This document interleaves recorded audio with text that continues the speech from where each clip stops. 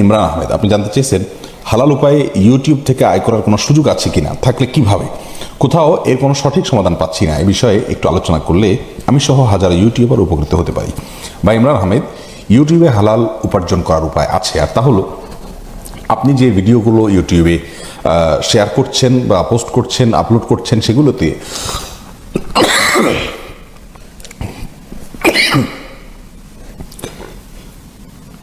সেই ভিডিওগুলোতে যদি আপনি ভেতরে কোনো অ্যাডভার্টাইজ দেন, কোনো কোম্পানির অ্যাডভার্টাইজ দিলেন, অথবা আপনি কোনো পণ্যের অ্যাডভার্টাইজ দিলেন, সেটি আপনার নিয়ন্ত্রণে যদি থাকে, অ্যাডভার্টাইজটা আপনি নির্মাণ করলেন অথবা যা নির্মাণ করছে সেটা যদি আপনি দেখে সেখানে কোনো হারাম পণ্যের অ্যাডভার্টাইজ দেওয়া না হয়, সেখানে হারাম কোনো কিছু প্রদর্শিত না হয়, তাহলে সেটি জায়েজ আছে ইনশাআল্লাহ বিদিন। আর এছাড়া ইউটিউব কর্তৃপক্ষ যে অ্যাডগুলো দিয়ে থাকে,